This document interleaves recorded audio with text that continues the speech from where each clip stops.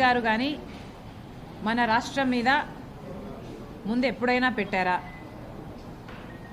ఒకరి తర్వాత ఒకరు ఇన్నిసార్లు హడావిడిగా ఎన్నికల కోసమే కదా బీజేపీ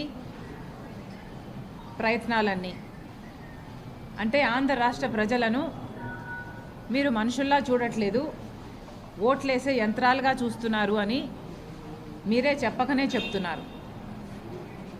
మీరు నిజంగానే ఆంధ్ర రాష్ట్ర ప్రజలను మనుషులుగా చూస్తుంటే మీరు అధికారంలో 10 సంవత్సరాలుగా ఉన్నారు.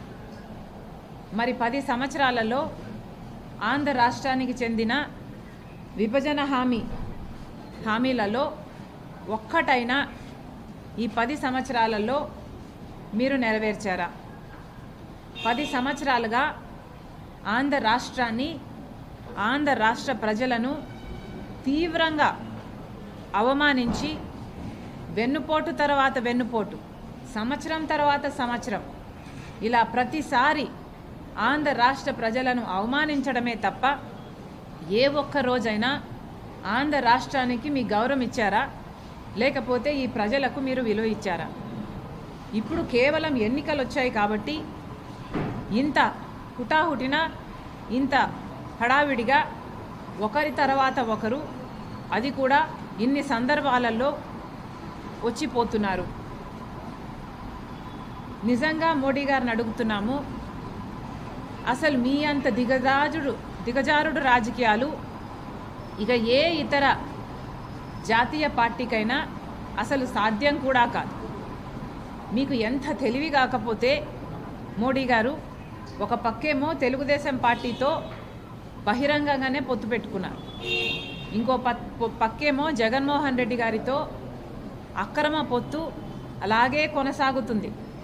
ఏ పొత్తు అయితే 5 సంవత్సరాలుగా జగన్మోహన్ రెడ్డి గారు మోడీ గారి మధ్య సాగిందో అదే పొత్తు, దత్తపుత్రుడి పొత్తు ఈ రోజు వరకు కూడా కొనసాగుతూనే ఉంది.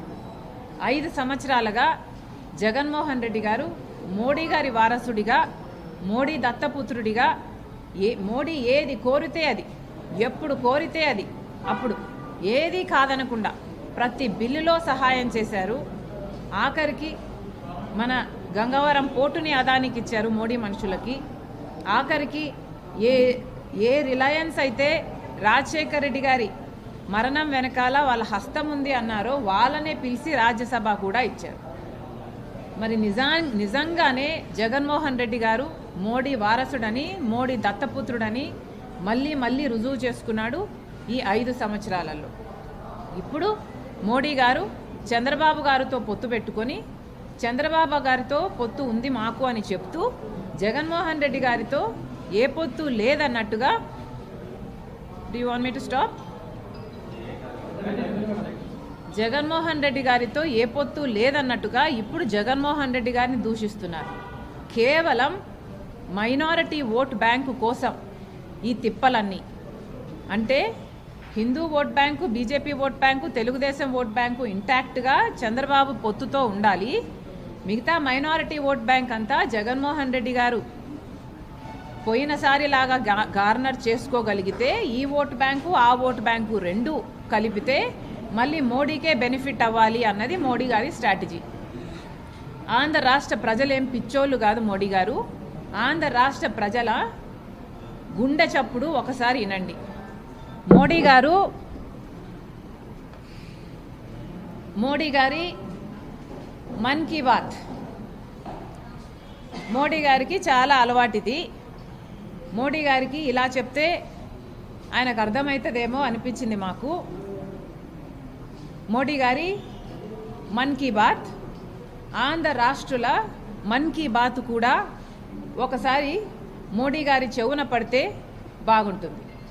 మోడీ గారు, మీరు గత 10 సంవత్సరాలుగా ఆంధ్ర రాష్ట్ర ప్రజలకు అన్యాయం చేశారు కాబట్టి కాంగ్రెస్ పార్టీ ఆంధ్ర రాష్ట్ర ప్రజల పక్షాన మీ మీద ఒక ఛార్జ్ షీటు, 10 ఏళ్లకు గాను 10 ఛార్జెస్తో ఒక ఛార్జ్ షీటు మీకు పంపిస్తున్నాము. ఆ ఛార్జ్ షీట్ మీరు చదవండి. మీ మీద 10 అభియోగాలు ఏమున్నాయో ఒకసారి అర్థం చేసుకోండి. ఆంధ్ర రాష్ట్ర ప్రజల మన్ కీ బాత్ మీరు అర్థం చేసుకున్నాక ఆ ఛార్జ్ షీట్ ప్రకారము ఆంధ్ర రాష్ట్ర ప్రజలకు క్షమాపణ లిఖితపూర్వకంగా ఒక క్షమాపణ లేఖ రాసి ఆంధ్ర రాష్ట్ర ప్రజల హక్కులన్నీ మీరు కాపాడతారని వెంటనే ఫుల్ఫిల్ చేస్తారని ఒక రిటర్న్ అఫిడవిట్ రాసి తర్వాత ఆంధ్ర రాష్ట్రంలో అడుగు పెట్టాలని కాంగ్రెస్ పార్టీ డిమాండ్ చేస్తుంది. ఇది మోడీకి రాస్తున్న లెటరు. దీంట్లో 10 ఛార్జ్ షీట్లు 10 ఛార్జెస్ ఉన్నాయి. ఇవి బ్రీఫ్గా వివరిస్తా.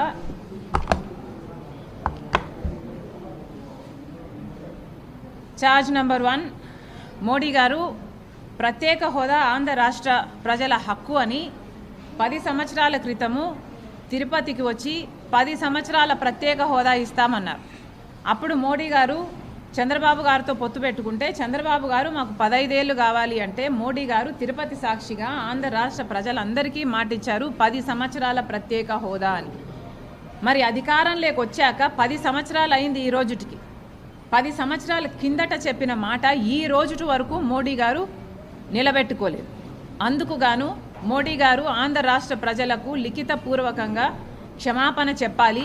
వెంటనే మీరు ఒకవేళ అధికారంలో వచ్చే ప్రసక్తి లేదు, కానీ ఒకవేళ పొరపాటున వస్తే కూడా మీరు వెంటనే దీన్ని ఫుల్ఫిల్ చేస్తారని అఫిడవిట్ రాసిచ్చే ధైర్యము మీకుందా?